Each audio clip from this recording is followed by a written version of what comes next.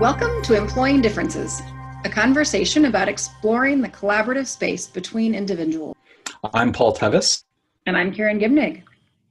If you're new to the show, each episode we start with a question and we see where it takes us. This week's question is, what does stress reveal?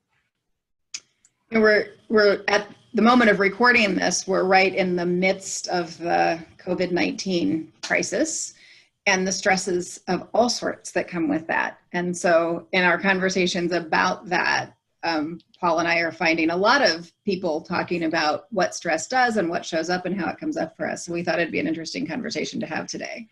Yeah, because like many people, we see and view stress differently, which is, of course, one of the big challenges.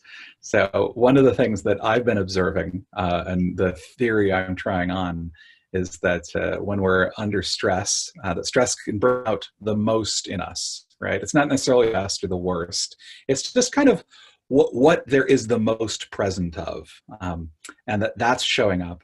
And one of the things that I'm hearing from people a lot is that they feel like they're seeing sort of the true colors of their organizations, of their coworkers, of the people that they're working with, and that in some cases they're disappointed by that. I think it really points to most of us in the world, I think, don't always match what our intention is, doesn't always totally play out in the impact that we have. And I think when we look at what stress reveals, it often reveals that difference, that we sort of go along thinking, well, this is what I'm trying to do, and so that must be what I am doing. Or, I mean, this is the classic, well, I didn't mean that, right? And so what's happening is that as the whole world is under stress, and of course, when somebody behaves differently because they're under stress, and I'm the receiver of that, the fact that I'm also under stress does not make me particularly better at coping. Yeah. So you get, I think, we've got stress layered upon stress layered upon stress. And when all the pieces of a system are stressed, the relationships are really going to show that. Yeah. So the question there then is like, what is actually being revealed? I mean, in some ways, the thing that's being revealed is our response to stress, right? What's revealed is nothing more than what it is that is our, how we are dealing with it, what shows up in our relationship when it gets stressed. And we sometimes get in trouble if we try to read more into it than that. Yeah, the flip side of that, though, I think, is that one of the things that this is an opportunity, because we're seeing things we wouldn't otherwise see. And some of those are things we have the ability to change and motive to change and desire to change. And so one of the things that I think stress reveals is opportunities for growth. Sure. I'm wondering if there's a piece. Is this the point where I get to talk about curiosity? Because it's going to come up at some point, right? I think there's the place where I think it's really useful for us to look at ourselves in terms of our own opportunities for growth when we notice how we are showing up under stress. Because we have access, right, we know what our intentions are, like we have access to that sort of inner life of ourselves. And I think it can be problematic when we see this as an opportunity for other people to grow and improve. Indeed.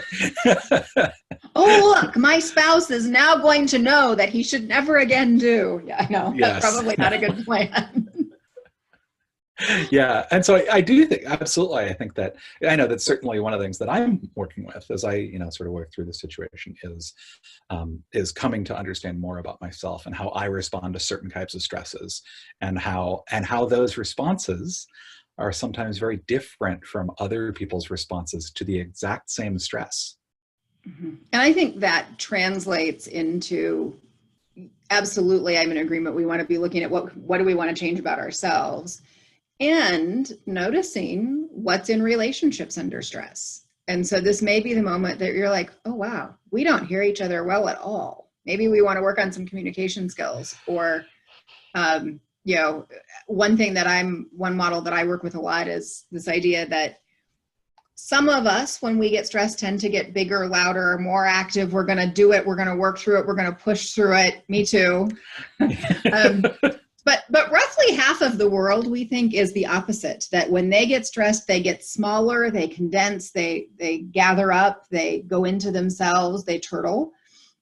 And and in fact, those two tend to struggle with each other, right? Because if you're trying to get something done and your partner, whether your work partner or your life partner, if their response is to close down and shut down and slow down, it's just going to stress you all the more that the way I cope with this is to go get something done and you're not helping.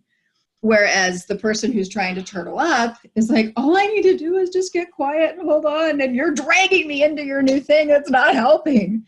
And so I think that can reveal patterns that are present all the time in our relationships. And we just don't realize how much we are contributing to each other's stress. So I think there's opportunities for both the personal growth and the relationship growth. And I completely agree with you. We want to avoid the other person growth focus. Right. It works well if I think about me and us. It doesn't work quite so well if I think about you. Right. How do I need to grow? How do we need to grow? Not how do you need to grow? And particularly if the conclusion I'm coming to is, well, you just need to be more like me. Yes. And what I want to point out about that is that if what you mean by that is, my life would be easier and this would all be way more convenient if you would just be like me, that's absolutely true. Mm-hmm. And you can even, I think, say, the story I'm telling myself is this would all just get easier if you do it my way. And you can even, if you're willing to own that it's your story and take the value judgment out of it, I think you can even name that. And as you're pointing to, that it's just as true on the other side. Yeah. And I mean, this is a theme that we keep coming back to a lot. Like when we have those differences get pointed out, those get revealed by difficult situations. And that's where they can either become something that keeps something my spouse and I occasionally say is when we recognize that we are experiencing the same thing in completely different ways. We have now gotten to the point where we can say, so wait a minute, so you experience this thing this way? Yeah. Weird. I mean, not bad, just weird, right? Like an acknowledgement that, oh, okay, that's just different, right? It's not wrong. It's different. And then there's that additional layer of how can we not just acknowledge that it's different, but how can we take advantage of it? How can we embrace it?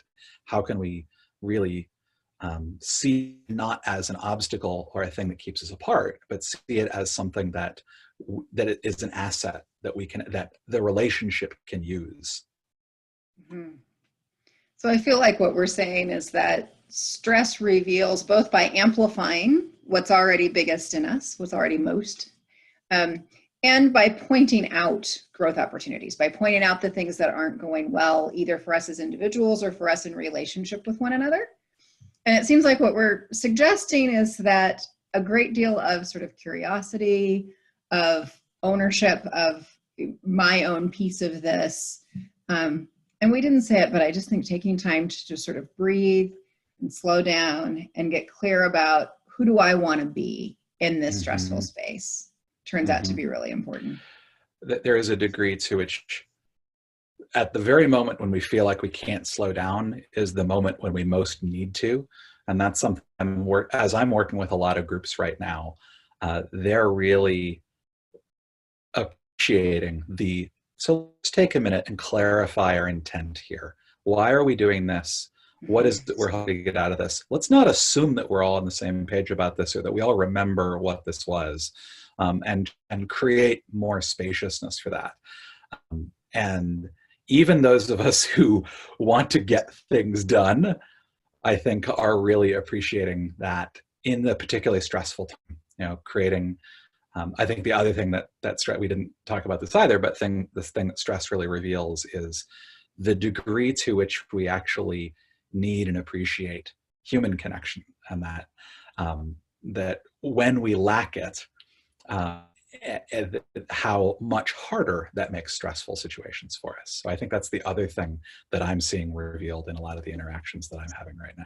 Yeah, And so, I was listening last night to Brene Brown, and I don't know if I'm getting the quote exactly right, but she said, there is never, in the absence of belonging and connection, there is always suffering. yeah. Yeah. So make room for that connection to happen. Make room for the curiosity to crowd out the judgment, and create some spaciousness, and really treat whatever it is that stress is revealing as information that doesn't have to provoke an immediate response, that you can then decide, okay, this is information. How do we want to use it? How do we want to grow from it? How do we want to incorporate with it?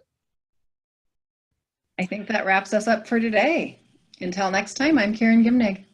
And I'm Paul Tevis. And this has been Employing Differences.